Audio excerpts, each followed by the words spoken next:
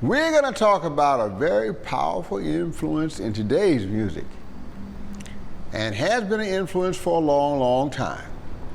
Born in Chicago in 1940, son of a meat packer and inspector,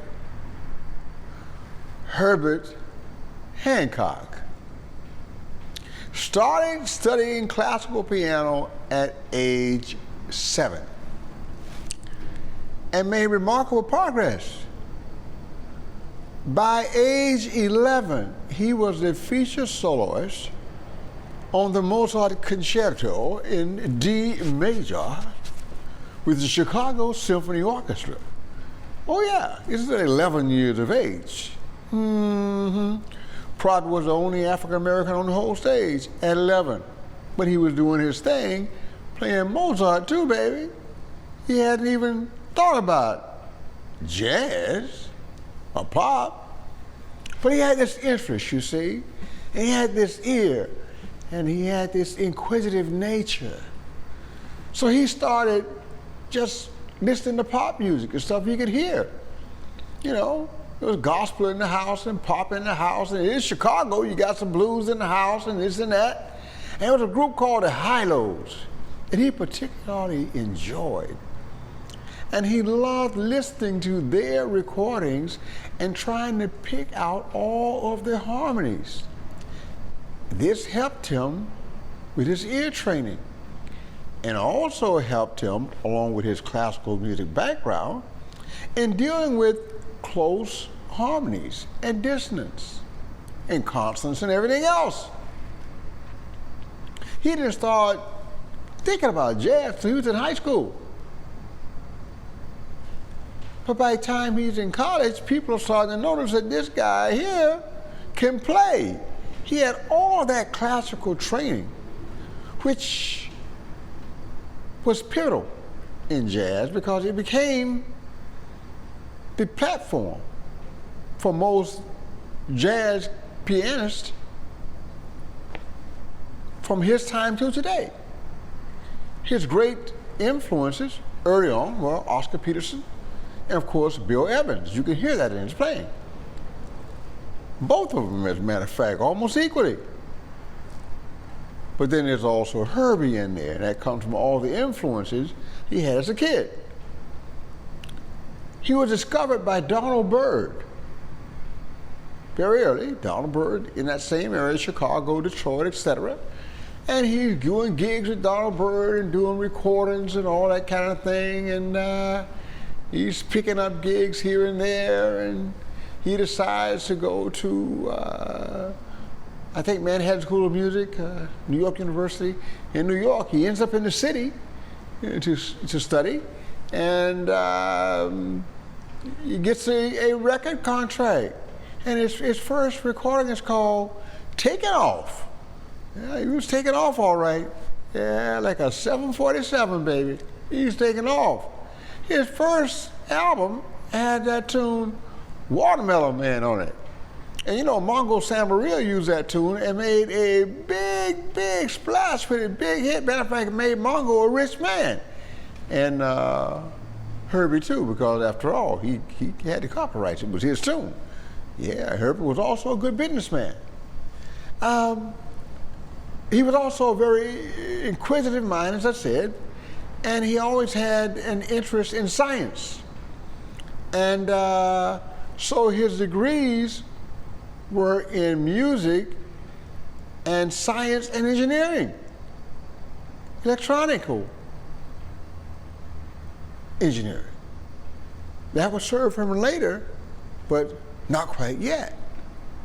So Miles Davis heard that taking off, and he heard some of the tunes and heard Herbie's way of comping and the whole way he approached the whole rhythm section thing, and his voicings, and reminded him of Bill Evans, and he's like, yeah, I need him. After all, he was in transition between the band of the late 50s and the Bill Evans period, and the Sonny Rollins period and Victor Feldman and all that, and he liked the way Herbie sounded. So he made him an offer. And of course, you don't turn down Miles Davis. So here's Herbie joining up with Miles in that second great quintet. And along with Ron Carter and Tony Williams, they change the entire dynamic of the rhythm section in jazz and paved the way for all rhythm sections to come. After all, Miles had always had a love for Ahmad Jamal and his trio. And the work that was being done with Tony and Ron and Herbie gave him an opportunity to move in that direction. A little bit more flexibility, a little bit more space, a little bit more air, a little bit more interplay, a little bit more conversation. These are younger musicians, and of course Herbie is leading the charge. He's leading the charge. And this serves him well for 5 years. He worked with Miles in that group.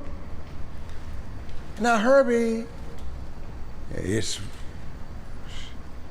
stated, got married and had a honeymoon down in Brazil, I think.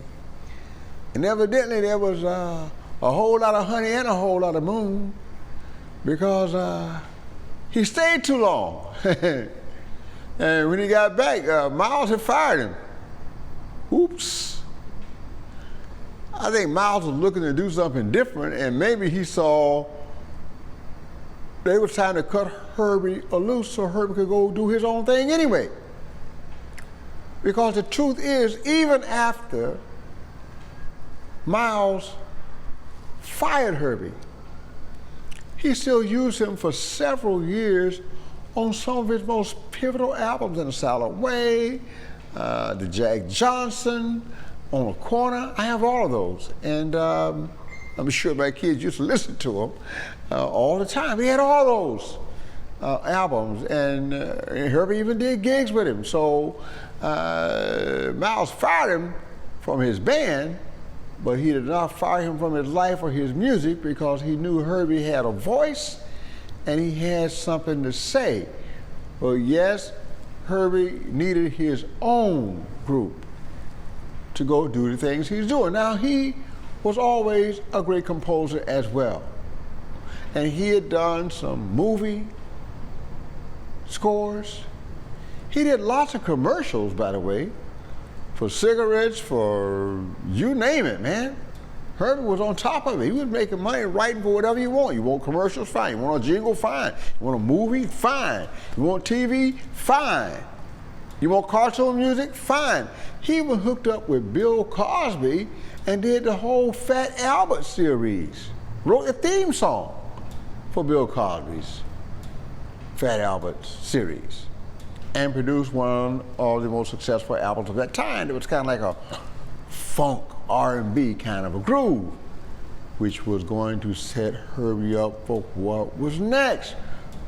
As a result of Miles Davis, Herbie had already been introduced to the electric keyboard, specifically the Fender Rhodes electric piano, and so he was already headed in that direction.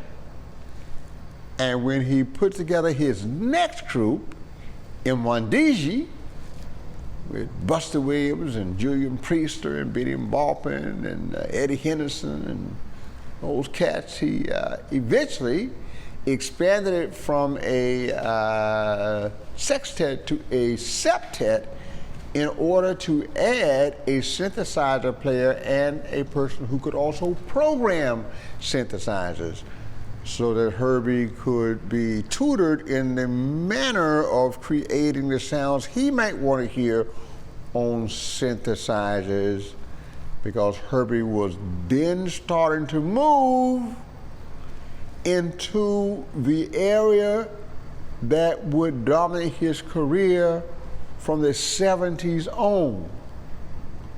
Did he have a successful career? Absolutely. And he remained pivotal in development of jazz and also fusion, not just fusion of rock and jazz or classical and jazz, which you call third stream, but folk and jazz and anything. As a matter of fact, he won Album of the Year, Grammy Album of the Year in 2008 for River. The Joni lectures and yes, Album of the Year. It was only the second jazz album to win that particular award, the previous one being won by Stan Getz with Getz Gilberto back in the 60s. So Herbie is a bad man. And he has a whole lot of music that we're not going to be able to cover in just this one session because the man has done too much. So we're going to stop right here in 1971, where although he was a part of Silent in a Silent Way, he was not a part of Bitches Brew. But when he heard Bitches Brew by Miles Davis, it informed him as to the next direction he would be going in. And that will be the subject for a later discussion of this great genius, Mr. Herbie Hancock, who we just know as Herbie. That's right. So ladies and gentlemen, born in 1940, he was 6 years old when Miles walked on the stage with Bird and had not yet touched a piano. And here we are several years later when he is a part of the rhythm section that led Miles into a total different direction from bop to hard bop to what we will call modern, more explorative jazz, and eventually into electric jazz or fusion. Herbie Hancock is a bad, bad man. I recently heard him live at Ruth Eckerd Hall, and the concert went on and on and on because he's got so much music, and his music is so diverse. And I'm like, how is he gonna make all this work? Well, guess what? He made it work. I was never bored. He threw everything at us he had, and it all worked because it was all the genius of Mr. Herbie Hancock. Thank you very much.